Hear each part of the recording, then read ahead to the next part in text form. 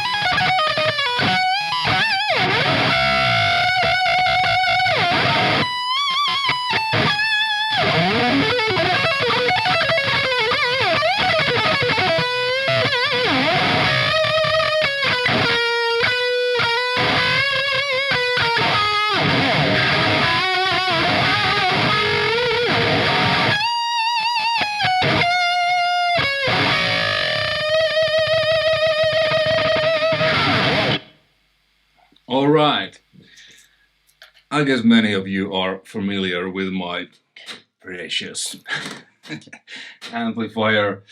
Yeah, my all-time favorite amp. My first tube amp, JCM800. Not this one, but I bought this in late 90s. Finnish marks back then, in euros, 300. 300. These I bought early 2000, like a little bit shortly after. So, you know. Anyway, you heard it. It's a bit special.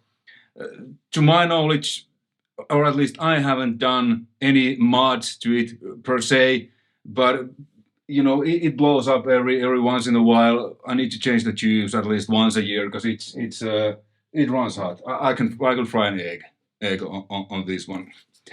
So, but there's it's a little bit special compared to, you know, standard stock 800s. First, it's the Scandinavian kind of edition.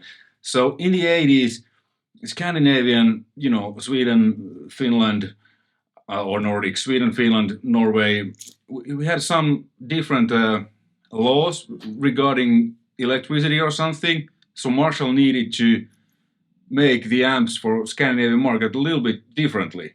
And apparently that made them real aggressive. This is also, you know, made for Scandinavian markets 85. This is as aggressive as well. Well, not quite. This is a bit more.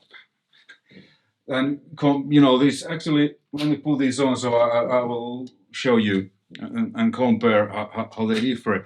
But what has happened with this, the main big transformer has been changed 20 years ago. It blew up. So it's some Finnish brand transformer. And I guess, if I remember correct, because of that transformer, usually these have 5 filter caps. One of them was removed, if I remember correct, when the new transformer was assembled. So it has only 4 filter caps. This has 5, and this Zach Wildhead, which is basically a reissue, you know, 2203X. This has 6 filter caps. So it's noisy and everything. It runs hot, but it's great. And the thing with this amp is the master volume don't really do much. It's on or off.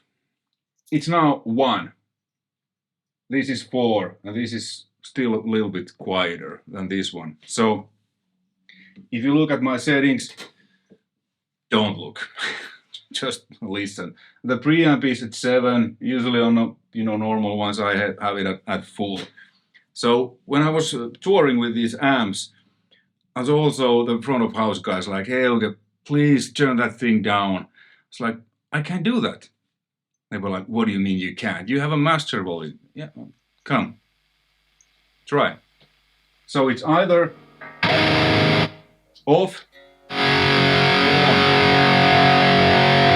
It goes to around noon, a little bit louder, or not, it just adds power amp gain, and after that it kind of blows up, the power juice blows up.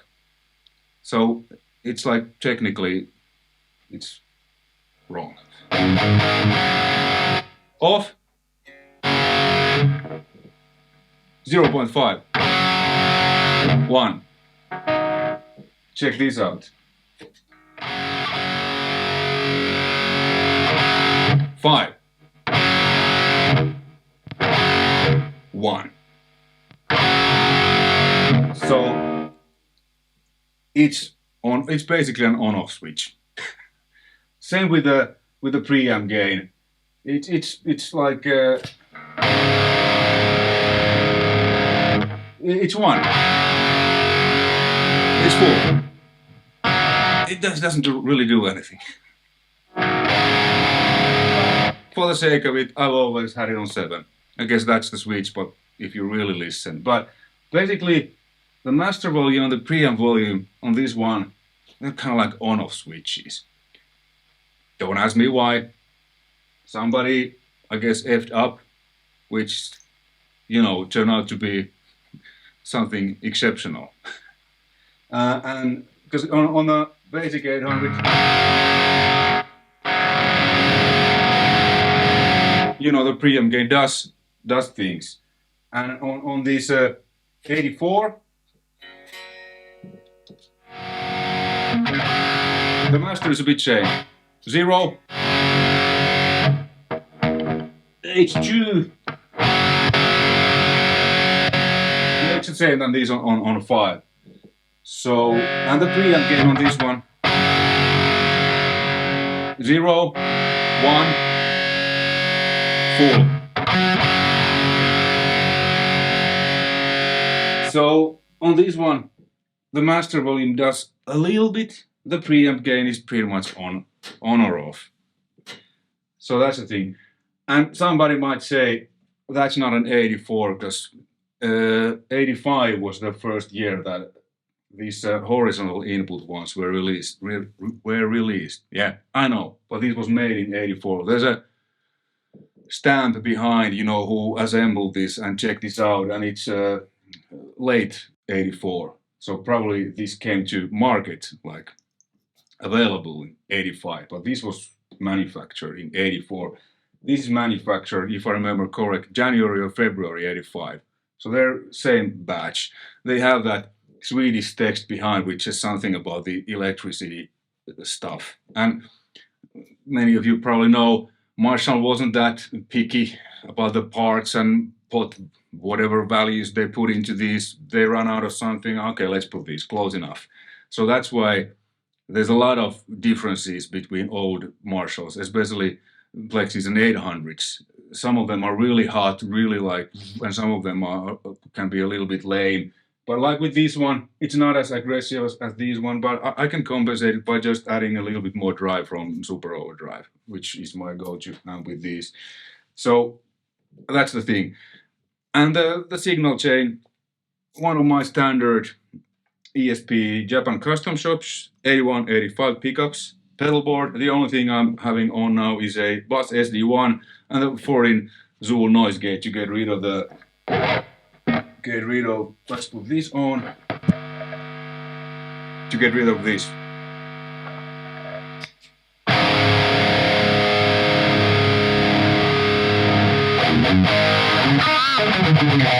Without SD,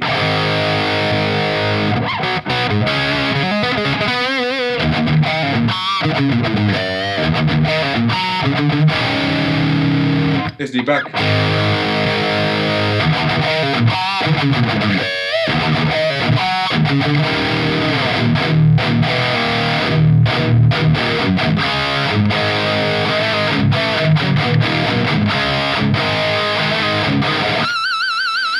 Okay, let me play that riff and let's compare. So first the bad boy, then the little brother from 85, then the Zach Wildhead. Okay.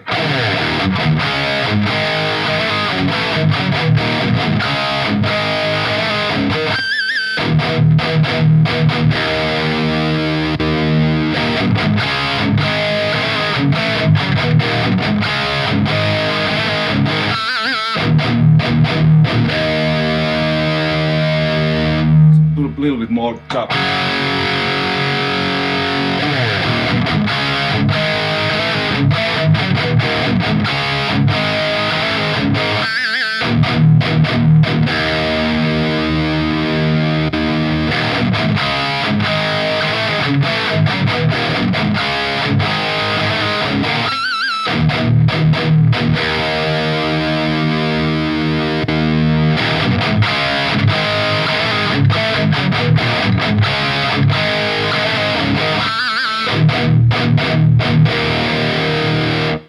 So these are all really close. This is, in a way, to me, the response is a little bit softer. There's a bit less gain, and it's called really nice. This actually has a really good clean. Cleans are the best clean when you roll back the preamp gain. It's really nice. And then these two are really close. This has more low end. It's fatter. You know, EL34s, they break up earlier because these are basically, you know, full on. And the bad boy, it's just that mean, that thing, and really tight low end. Once more, let me compare these, because these are really close.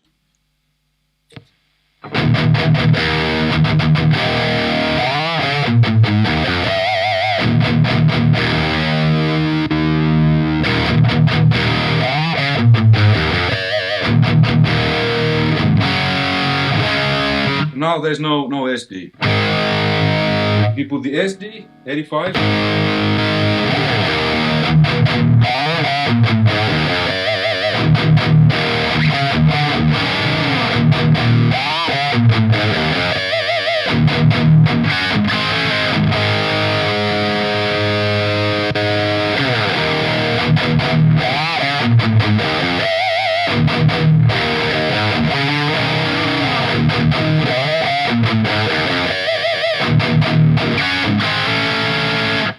There's kind of constant noise, probably because the missing filter cap, but it's part of the charm, part of the sound. So that's the thing.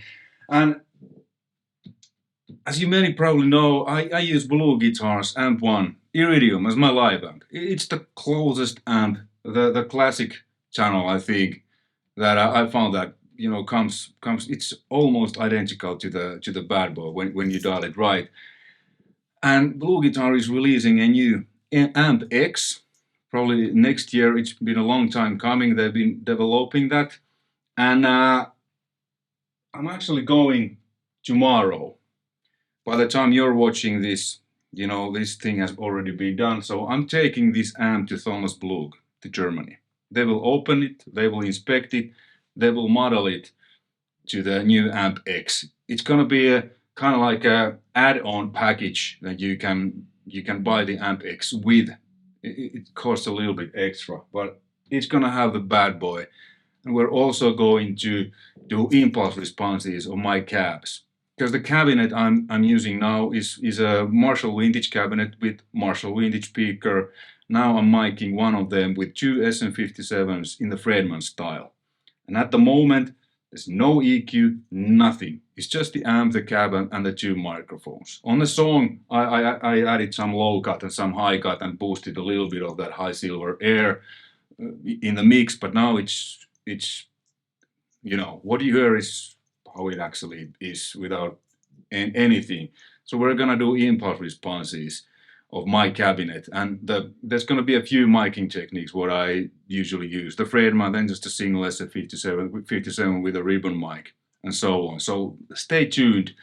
BluGuitar's website. I put a link in the description. So this will come out next year. So bad boy is the bad boy. It's one of a kind. But soon, we all, I can have finally the bad boy. The Amp 1 Iridium is my main live amp.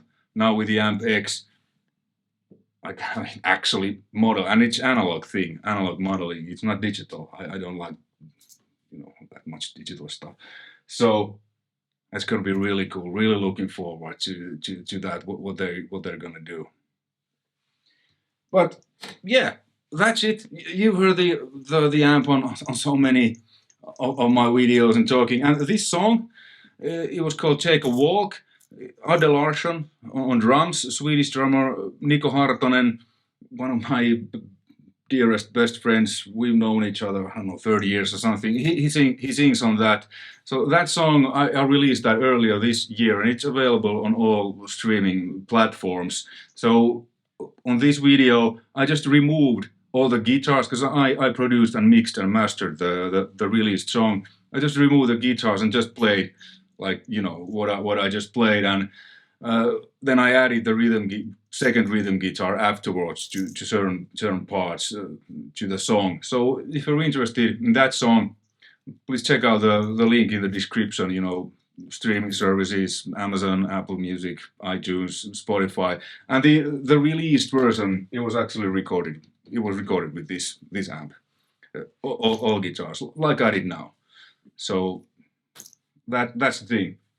Yeah, I'm glad that I have this amp. It's been my main amp since 90s, and I'm also glad that I kind of found it my go-to amp early on my career.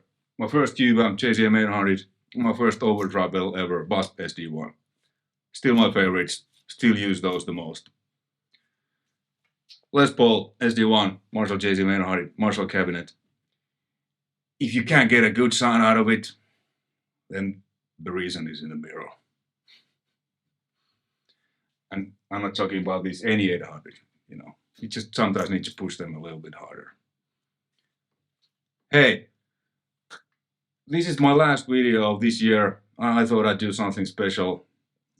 Well, the video isn't actually that special, I think, but the app is special. So thank you all for this year. I think I've gained like 10 or 15,000 more subscribers this year. Thank you all for your comments, your ideas and stuff. This isn't my main profession. I'm a mixing engineer, recording engineer, producer, guitar player, but I'll try to do usually at least one video per week, and I try to put some time and effort to these, and not just noodle out something, you know. I mean, you know, that's fine, but I like to do videos that maybe I could watch myself and maybe learn something, and hopefully you have, you know, learned, got new ideas of my from my videos, and thank you all for your comments, for your support and everything. It means the world to me. It's really cool. I've been doing now videos kind of just that I will publish because basically the whole January I'll be on tour. We're going to Japan with Cyhra. We have production rehearsals before that, so I'll be back here in my studio in February. But there's going to be at least a few videos, depending how many I have time to film before Christmas vacation and so on. So yeah, but thanks again for all the comments and, you know, support and whatnot. It's been really cool year, and hopefully next year I'm sure it will be even better, because it looks like we finally can be able to tour with Cyhra. The new album is coming. It's done. I've mixed that. Jacob Hansen has mastered that. The cover art is ready. Everything is ready. We have delivered everything to our record label, Nuclear Blast. So now it's up to them when they want to release the album. There's going to be most likely at least a few singles before the release and music videos. So stay tuned. Cyhra.com, Valovirta.com, my personal website, links in the description. And happy holidays. You know that drill. You know, love you all. All the best. Take care. See you on the next one. Bye.